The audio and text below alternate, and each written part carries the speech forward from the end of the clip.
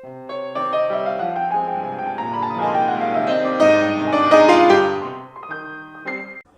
I'm sitting here in Hawke's Bay, Gimlet Gravels, with Jenny Dobson. Jenny, you spent a long time making wine in other parts of the world before you came to New Zealand, even though you were originally from New Zealand. You were outside New Zealand you learned making wine outside New Zealand, didn't you? I went to France in 1979 and I had a chemistry degree, but my passion was to learn about winemaking. And in those days in New Zealand there was no wine school, so I thought I'll go to the home of wine, I'll go to France. And I was very lucky to work with wonderful people in France, and I learnt about the philosophy behind wine, the enjoyment of wine, and that has set me in very good stead going forward. So, looking back to before you went abroad then, how did you get the enthusiasm or the bug of wine? I've always been fascinated by aromas. So my earliest memories are linked to smells, and I found wine. When I grew up, there was very few licensed restaurants in New Zealand, so there was no culture of drinking wine. But my father's English, we drank wine at home. There was wine on the table, and he wasn't against us trying the wine. Okay. So I was fascinated by the smells, the different smells in wine. And I think that is why I was driven towards wine. Once I started working in wine in France, I realized that in fact, although there's a scientific base to wine, it is also very artistic. And I never thought I had any artistic talents. I was very much on the science lines at school, but I actually found I get more enjoyment in the artistic side of winemaking. There is always the science underneath, but the art of winemaking is, I think, one of the things that really drives it to me. Chemistry education must help a lot. But it helps amazingly. What is for you the artistic side of wine? The artistic side of wine is that it actually doesn't follow the scientific rules. It challenges you, and you need that personal input that you get from an artistic interpretation. There's a lot of sensory analysis. There's a lot of feel and interpretation, and there's a lot of personality in wines, and that personality comes from working with nature to express what nature has to offer. So you spent a long time working in France, was it? 16 years in France, and came back to New Zealand? Or? Came back to New Zealand via Western Australia, which makes wonderful wines in Western Australia, very, very isolated.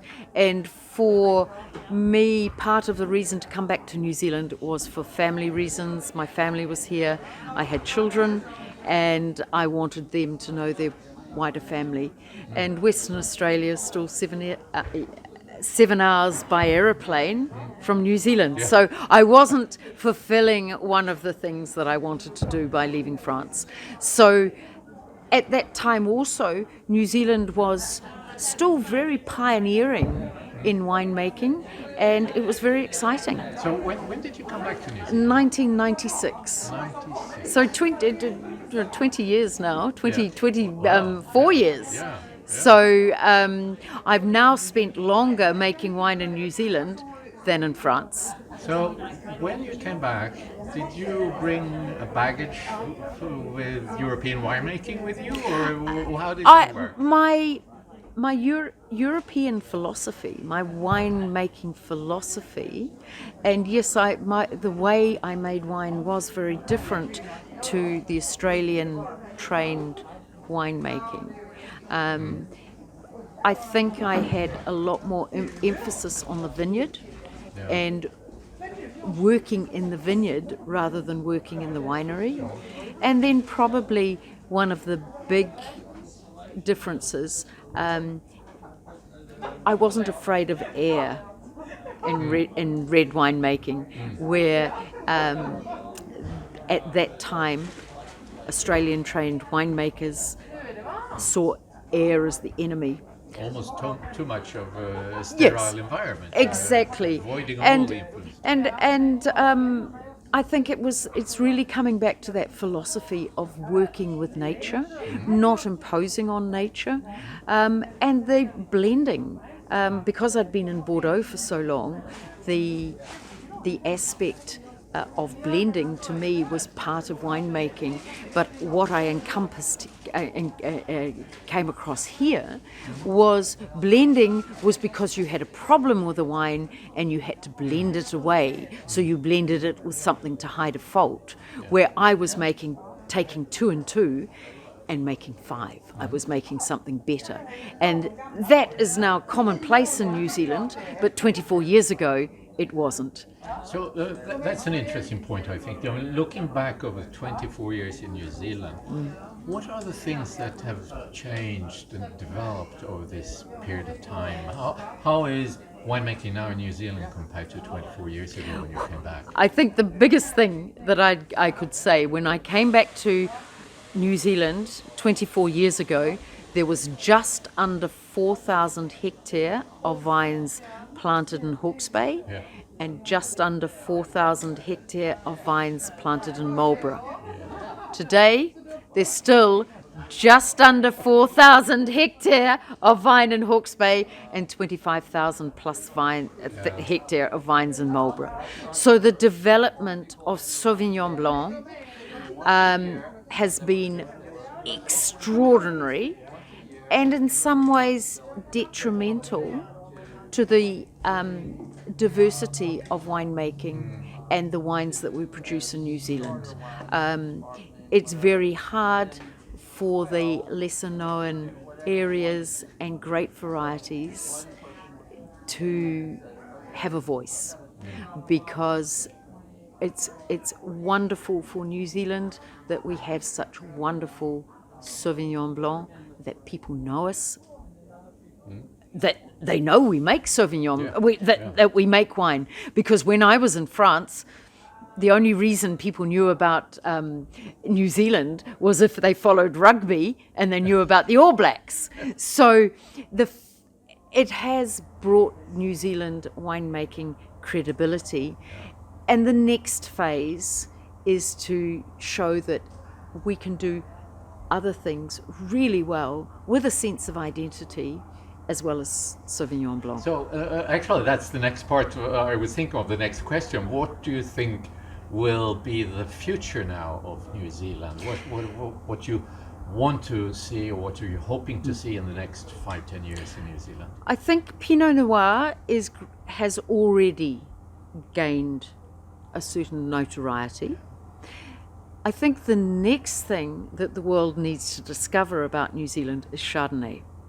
We have amazing Chardonnay, diversity in Chardonnay. It's grown in all the growing regions in New Zealand, and each region has a quite distinct character. And then within the region, you've got, of course, the different styles of Chardonnay. So I think the Chardonnays will be something for New Zealand, for the rest of the world to discover. I, of course, love our Syrahs, which I think are world class and have again offer such great drinking diversity. But they're very different from Syrah from parts of the world. Yes, right? And hence that diversity, and that's the beauty of wine, is its diversity. If we only had one type of wine to drink, it'd be very boring. We drink wine for pleasure, and I think if we had to drink even the best wine in the world every day of the year, we'd get bored. We love diversity of wine, and I think New Zealand Syrah, especially Hawke's Bay Syrah, is another discovery to be made.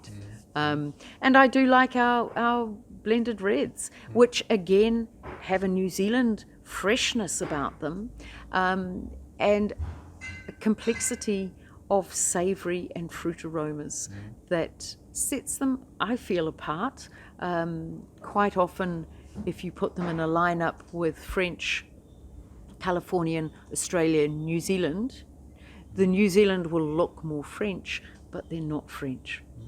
So we probably have more savoury and freshness, savoury aromas and freshness in our Bordeaux blends, as opposed to primary fruit and softness. And there is place for those sorts of blends, especially with our modern day foods, where we're looking for more freshness in our wines. So again, our Hawke's Bay red blends, which tend to be the Bordeaux varieties, and the Syrah are very modern day red wines. So, final question, because I know you must rush off and continue with your picking here. But if someone comes from far away, everyone who's not from New Zealand comes from far away. What advice would you give to someone to discover the New Zealand wines? What should you absolutely do? Well, I think you definitely have to come to Hawke's Bay. Yes. Because we have diversity within Hawke's Bay. You can drink Hawke's Bay Sauvignon Blanc. You can drink Hawke's Bay Gewürztraminer, Pinot Gris, Chardonnay, Fiano, Yes. Merlot, Cabernet Sauvignon, Syrah, Pinot Noir, blends. Yeah. So if you only had one wine region to visit in New Zealand, come to Hawke's Bay. Jenny Dobson, thank you very much. Thank you.